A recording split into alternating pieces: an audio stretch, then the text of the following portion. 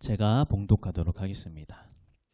또 그에게 이르시되 나는 이 땅을 내게 주어 소유로 삼게 하려고 너를 갈대아인의 우르에서 이끌어낸 여호와니라. 그가 이르되 주 여호와여 내가 이 땅을 소유로 받을 것을 무엇으로 알리이까? 여호와께서 그에게 이르시되 나를 위하여 3년 된 암소와 3년 된 암년소와 3년 된 순양과 산비둘기와 집비둘기 새끼를 가져올지니라. 아브라함이 그 모든 것을 가져다가 그 중간을 쪼개고 그 쪼갠 것을 마주 대하여 놓고 그 새는 쪼개지 아니하였으며 솔개가 그 사체 위에 내릴 때에는 아브라함이 쫓았더라. 해질 때에 아브라함에게 깊은 잠이 임하고 큰 흑암과 두려움이 그에게 임하였더니 여호와께서 아브라함에게 이르시되 너는 반드시 알라. 내 자손이 이방에서 객이 되어 그들을 섬기겠고 그들은 400년 동안 내 자손을 괴롭히리니 그들이 섬기는 나라를 내가 징벌할지며 그 후에 내 자손이 큰 재물을 이끌고 나오리라. 너는 장수하다가 평안히 조상에게로 돌아가 장사될 것이요 내 자손은 4대 만에 이 땅으로 돌아오리니 이는 아모리 족속의 죄악이 아직 가득 차지 아니함이니라 하시더니 해가 져서 어두울 때에 연기 나는 화루가 보이며 타는 횃불이 쪼갠 고개 사이로 지나더라.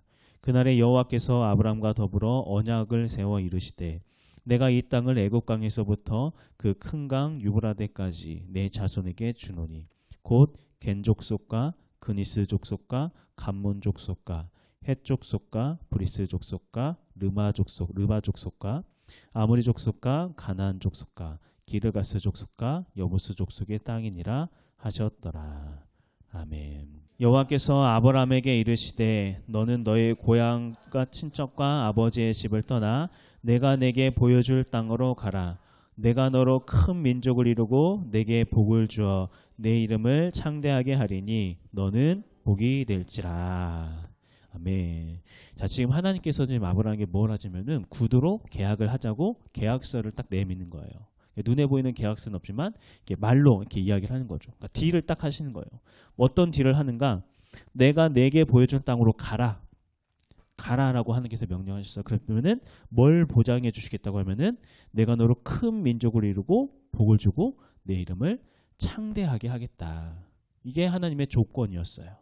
자, 이러한 조건을 근데 이 하나님께서 이렇게 어떤 계약 조건을 제시를 하셨잖아요. 근데 이것을 아브라함이 어떻게 받아들였는가? 어떻게 이해를 했냐면은 네가 하나님께서 이렇게 아브라함이 하실 때 네가 내 말에 잘 따르면 그래서 이곳을 딱 떠나면은 내가 어떻게 해줄 거면은 너 자식 없지? 내가 너 자식 낳게 해줄게. 그리고 땅도 얻게 될 거야. 아브라함이 하나님의 말씀을 이렇게 받아들이고 그냥 도장을 탁 찍어버린 거예요. 오케이. 하나님 나 지금 자식 없어서 너무나도 힘들었는데 중에서 자식 주신다고 했어요. 알겠습니다 하고 도장을 찍었어요. 그 도장을 찍은 행위가 뭐였냐면은 하란 땅을 떠나가는 거였습니다. 그래서 하란 땅을 떠나서 가나안에 딱 들어가게 됐죠. 그런데 문제는 가나안 땅에 들어왔는데 시간이 한참 지났는데도 불구하고 하나님께서 계약하셨던 그 일을 하나님이 이행을 안 하시는 거예요. 자식을 낳게 해주는 것도 아니었고 그렇다고 가나안 땅에 들어가서 땅을 차지할 수 있게 되는 것도 아니었고 오히려 지금 그 아브라함의 상황은 어떤 상황이냐면은 주변 나라로부터 계속해서 견제를 받으면서 두려움과 불안함에 떨어야 하는 그러한 상황이었습니다. 자, 아브라함 하나님과 딱 계약서 딱 찍고 이렇게 왔는데 하나님께서 이행을 안 하세요. 그러면 아브라함이 억울할까요? 안 억울할까요? 억울하죠. 그렇죠. 짜증이 날까요? 안 날까요? 그렇죠. 억울함이 또 짜증 나는 거죠. 네. 맞아요. 그 안에 다 섞여 있어요. 억울하고 짜증 났을 거예요. 그렇기 때문에 아브라함이 하나님한테 따지기 시작을 하는 거예요. 하나님 그때 나랑 이렇게 구두 계약했잖아요. 이렇게 한다고 했잖아요. 그런데 왜 지금 하나도 이행을 안 하십니까? 그 따지는 장면이 우리 15장 2절 말씀 15장 2절 말씀 자 읽어봅시다. 15장 2절 시작. 아브라함이 이르되 주 여호와여 무엇을 내게 주시려 하나이까? 나는 자식이 없사오니 나의 상속자는 이 다메섹 사람 엘리에셀이니이다. 자, 아브라함이 짜증남이 이게 좀 느껴지지 않나요? 이제 그러니까 글로 되어 있으니까 그냥 이게 평서문으로 읽히지만 아브라함 지금 굉장히 하나님 앞에 짜증 부리면서 이야기를 하고 있는 거예요. 하나님, 지금 하나님께서 그때 나에게 두 가지 약속하셨잖아요. 하나 자식도 준다고 했고 땅도 준다고 했잖아요. 그런데 여태까지 나한테 자식을 주지 아니하시니 지금 내 종이 내 자식 되게 생겼습니다. 이렇게 하나님한테 따지기 시작하는 거예요. 딱 그렇게 아브라함이 이야기를 하자 하나님께서 계약서를 다시 딱 꺼내주시는 거예요. 꺼내 보여주세요. 계약서. 자, 5절 말씀. 5절 말씀. 읽어봅시다. 시작. 그를 이끌고 밖으로 나가 이르시되 하늘을 우러러 무별을 셀 수 있나 보라. 또 그에게 이르시되 내 자손이 이와 같으니라. 자, 하나님께서 계약서를 정확하게 다시 보여주시는 거예요. 뭐 어떻게 보여주신 거면은 아브라함은 그 계약서의 내용을 너한테 자식 낳게 해줄게로 받아들였는데 하나님께서는 뭘 약속하셨냐면은 너의 자손이 이와 같이 많아질 것이다. 이 자손이 큰 민족을 이루게 될 것이다. 정확한 계약서의 내용을 확인시켜 주는 거예요. 자, 그리고 나서 이렇게 첫 번째 조건이었던 자식에 대한 이 자손에 대한 이야기를 확인해 주셨어요. 그것을 우리가 저번 주 말씀에 함께 살펴봤죠. 저번 주 내용이 기억나지 않으신 분들은 뭐 유튜브에서 포도원 교회를 검색하셔서 꼭 들어보시기 바랍니다. 네. 자, 이제 오늘 말씀에서는 저번 주에는 이 자녀에 대한 그 계약에 대한 이야기를 했다면은 이제 땅에 대한 계약의 내용에 대해서 하나님께서 다시 확인시켜주는 그런 일을 하고 있어요. 자, 7절 말씀 읽어봅시다. 자, 시작. 또 그에게 이르시되 나는 이 땅을 내게 주어 소유를 삼게 하려고 너를 갈대아인의 우르에서 이끌어낸 여호와라. 자, 하나님께서 이 땅에 대한 이야기를 딱 하시는 거죠. 야, 땅에 대한 계획에서 너랑 나랑 계약했던 거 알고 있지? 내가 이거 너한테 줄 거야. 이렇게 하나님께서 다시 확인을 딱 시켜주셨어요. 그런데 이제는 아브라함이 조금 이렇게 꾀가 생겼다고 해야 할까요? 머리가 돌아가는 것 같아요. 뭐냐면은 그때는 구두 계약을 해가지고 뭔가 딱 문서화가 돼 있지 않으니까 하나님께서 내 기억으로는 이렇게 말씀하신 것 같은데 또 저렇게 말씀했다고 하네? 이게 뭔가 확인이 되지 않는 것 같아요. 그래서 뭐 어떻게 하냐면은 하나님한테 하나님 이번에는 우리 좀 구두 계약 말고 정확하게 좀 문서화를 좀 시켜주세요. 문서. 그러니까 말이 이제 문서화인 거고 정확하게 좀 어떤 좀 절차를 좀 우리 밟읍시다. 구두 계약만 하지 말고 그러면 딱 그 어떤 절차적인 언약을 맺을 것을 계약서를 작성할 것을 요구를 했어요. 그래서 그렇게 요구를 하니까 하나님께서 아브라함에게 뭔가 한 가지를 지시를 하세요. 자, 9절부터 11절 말씀이에요. 제가 읽어드릴게요. 여호와께서 그에게 이르시되 나를 위하여 3년 된 암소와 3년 된 암염소와 3년 된 순양과 3비둘기와 집비둘기 새끼를 가져올지니라.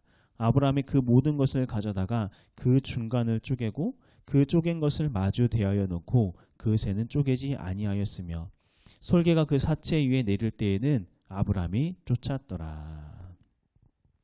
자, 아브라함이 정확한 어떠한 절차를 요구를 했어요. 절차를. 하나님, 이제는 구두 계약 말고 이 땅을 소유로 받을 것을 내가 무엇으로 알 수 있습니까? 어떠한 좀 절차를 좀 보여주세요. 그랬더니 하나님께서 이렇게 송아지, 뭐 소, 염소, 순양, 비둘기 잡아서 반절로 딱 쪼개가지고 마주보게 해라 이렇게 이야기를 했습니다. 이렇게 하나님께서 짐승을 쪼개라고 하신 이유는 뭐냐면은 당시 고대 사람들이 사람과 사람이 언약을 맺을 때 했던 방법이 바로 이와 같은 방법이었어요. 짐승을 반으로 딱 쪼개가지고 여기서 양 옆에 놓고 이 쪼개진 그 사이로 이 언약을 맺는 두 사람이 거기를 딱 같이 가운데를 걸어가는 거예요. 이 걸어간다는 게 무슨 의미가 있냐면은 만일에 우리가 서로 맺었던 이 언약을 지키지 않으면 이 짐승과 같이 우리가 죽임을 당해도 할 말이 없습니다. 그러니까 죽음으로써 이 언약을 우리가 맺겠습니다라는 그런 의미가 담겨져 있거든요. 그 당시 고대 그 문화 속에서 언약을 맺었던 그런 방법이었어요. 즉 그렇게 아브라함이 계약서를 요구하는 그 아브라함에게 하나님께서 당시 사람들이 맺었던 계약의 형식으로서 아브라함에게 확증을 딱 시켜주는 거예요. 보증을 딱 시켜주는 거예요. 자, 그런데 이제 도장을 딱 찍기 전에 그 사이를 딱 지나가기 전에 다시 계약서의 내용을 확인을 해야 하잖아요. 그런데 이 계약서의 내용이 아브라함이 생각하는 것과 하나님이 생각하는 게 말씀하시는 게 좀 다른 거예요. 계약의 내용이. 어떤 계약 내용이 들어있는가? 13절에서 16절까지 말씀이에요. 우리 천천히 한번 읽어볼게요. 13절에서 16절. 여호와께서 죄송해요. 자, 시작. 여호와께서 아브라함에게 이르시되 너는 반드시 알라. 내 자손이 이방에서 객이 되어 그들을 섬기겠고 그들은 400년 동안 내 자손을 괴롭히리니 그들이 섬기는 나라를 내가 징벌할지며 그 후에 내 자손이 큰 재물을 이끌고 나오리라. 너는 장수하다가 평안히 조상에게로 돌아가 장사될 것이요 내 자손은 4대 만에 이 땅으로 돌아오리니 이는 아모리 족속의 죄악이 아직 가득 차지 아니함이니라 하시더니.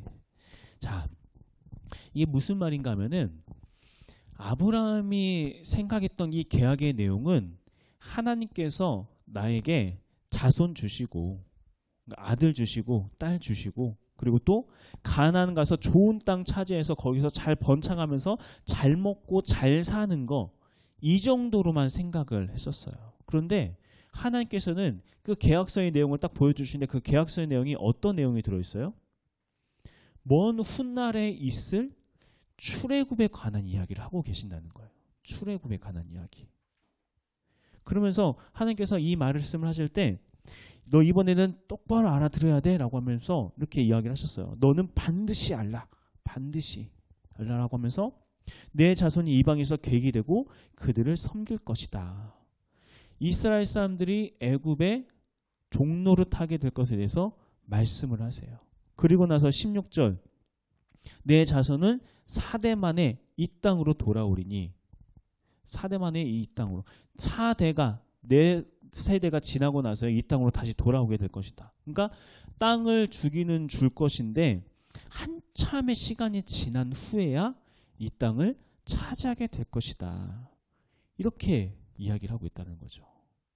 자, 아브라함은 그러니까 아브라함이 이해했던 계약의 내용과 하나님께서 제시하는 계약의 내용이 너무 갭차가 너무 큰 거예요. 아브라함은 하나님이 제시한 그 계약서가 지금 내 눈앞에 놓여 있는 문제, 자식이 없으니까 자식을 얻게 되고 땅이 없으니까 땅을 얻게 되는 거, 이 정도로만 이 하나님과 계약을 맺었다라고 생각을 했는데, 그러니까 한마디로 호구지책을 마련하는 거, 그 정도로 하나님과의 관계 안에서 내가 그 정도 얻는 거, 그 정도만 생각을 했다는 거예요. 아브라함은. 하나님께서 이 정도 나에게 주실 거야. 그런데 하나님께서 지금 뭘 말씀하시는 거예요?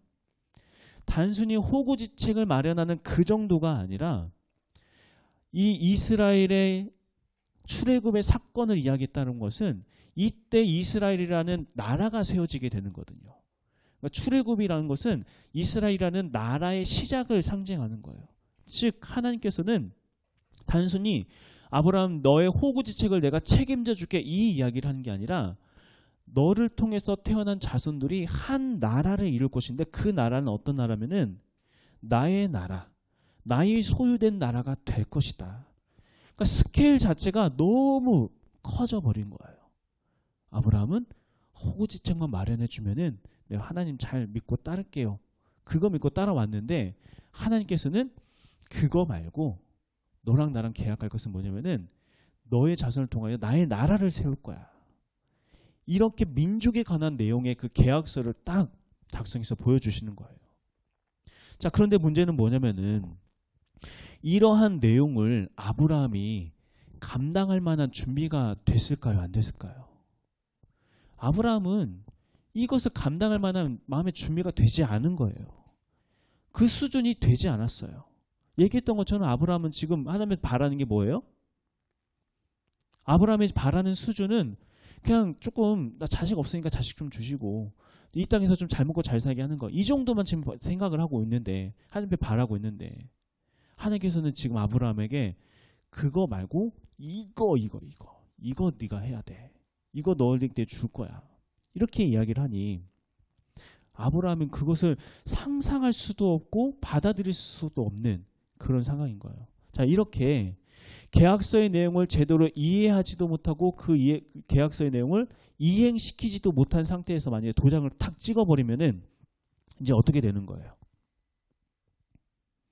지금 아브라함과 하나님과 맺은 이 계약이 그냥 단순히 돈 나중에 어기면은 돈 좀 물어주고 끝낼 만한 그런 계약이 아니라고 했잖아요. 자, 만일에 이 계약서 딱 찍어서 이 가운데 훅 지나가면은 이 쪼개진 고기 사이로 딱 지나가면 이제 어떻게 돼요? 어기면은 죽임을 당해야 하는 거예요. 죽임을. 그러니까 죽음으로 지금 죽음을 걸고 이 계약서에 도장을 찍어야 하는 거예요. 그런데 만약 이 상태에서 이렇게 준비되지 않고 이해하지도 못하는 이 아브라함이 만약 이대로 그냥 도장을 찍어버리면은 아브라함은 그리고 아브라함 속에 있는 그 모든 자손들은 어떻게 돼야 돼요? 계약서에 따라서 죽임을 당해야 하는 거예요. 그런데 하나님께서는 그렇게 하실 수가 없잖아요. 이들을 그냥 계약 못 지겠다고 죽게 내버려 둘 수가 없잖아요. 그렇기 때문에 하나님께서 하신 행동이 무엇인가? 자, 17절 말씀을 한번 읽어볼게요. 17절. 자, 읽어봅시다. 시작.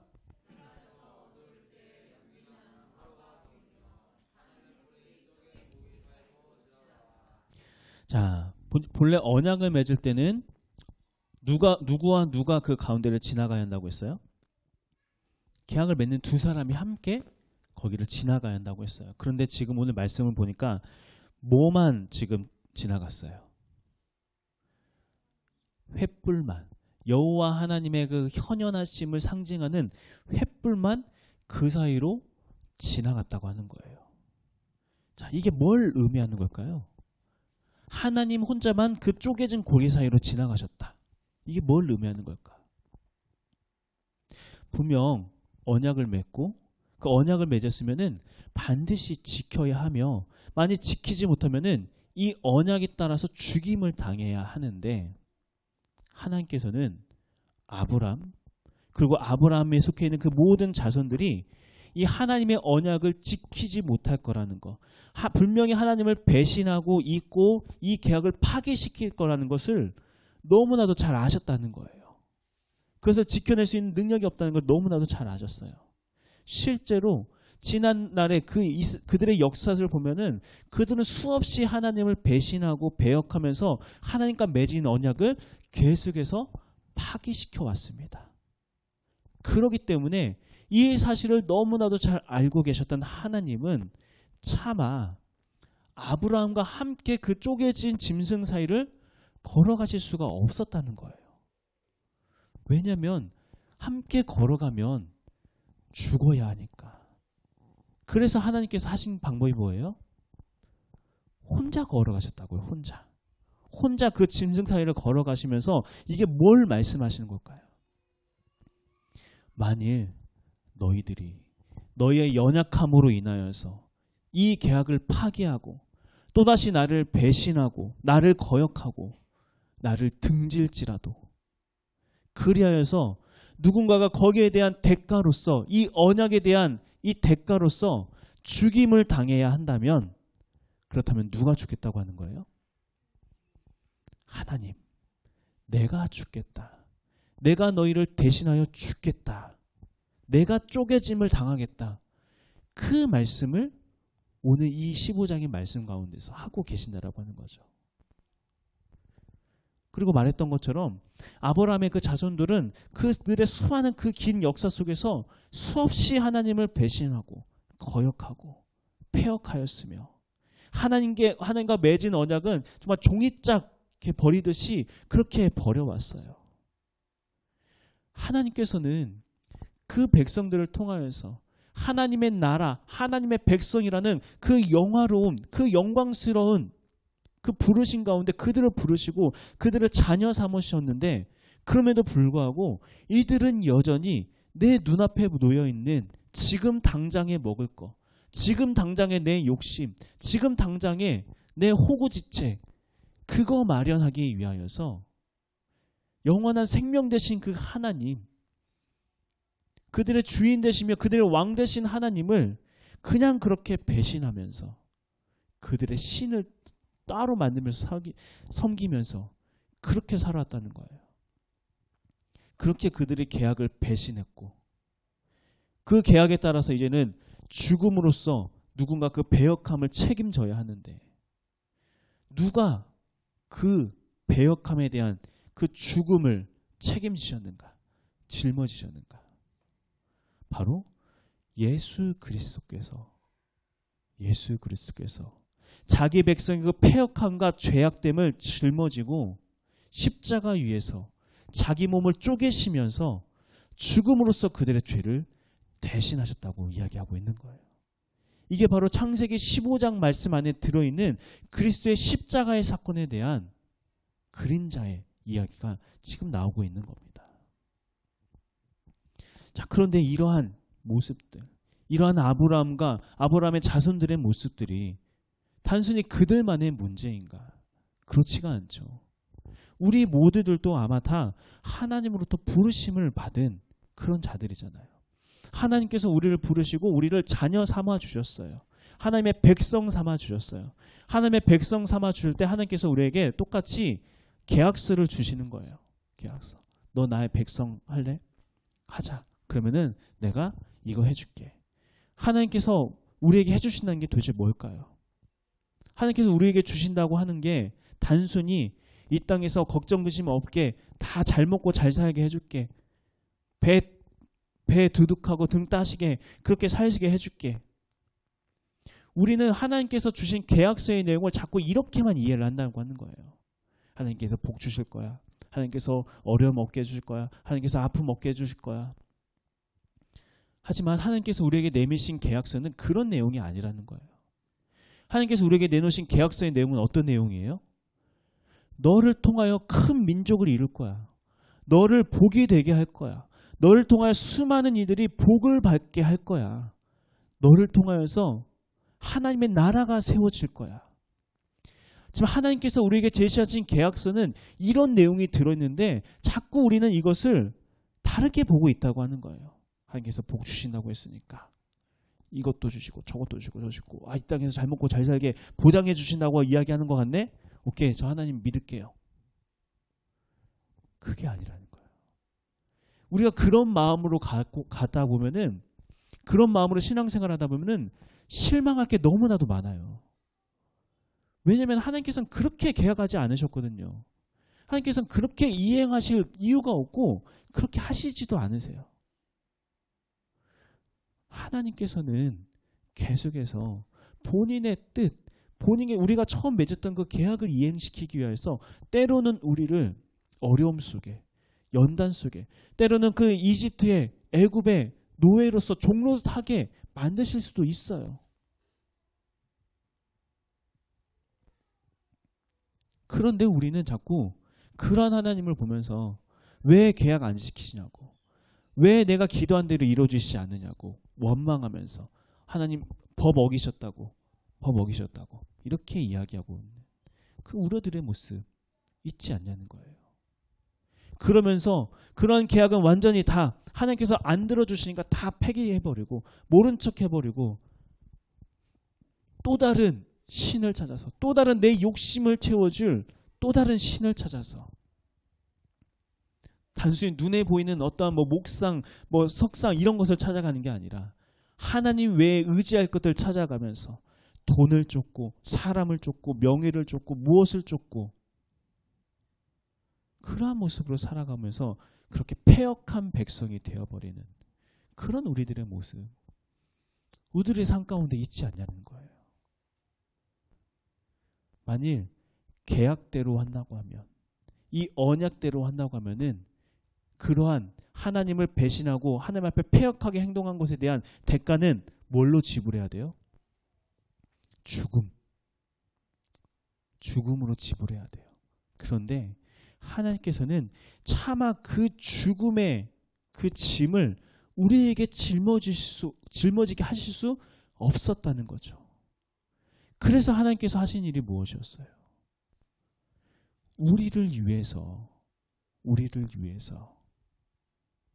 그 송아지가 비참하게 찢겨져서 갈기갈기 찢겨져서 나뉘어진 것처럼 본인의 몸을 찢으셔서 우리를 대신하여서 그 계약을 이행시켰다고 하시는 거예요.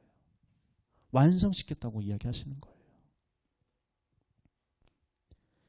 우리가 그 부르심이 있기 때문에, 그러한 예수 그리스도의 그 희생함이 있기 때문에 다시 하나님과 그 맺었던 언약을 이행시킬 수 있는 기회가 우리에게 주어졌어요.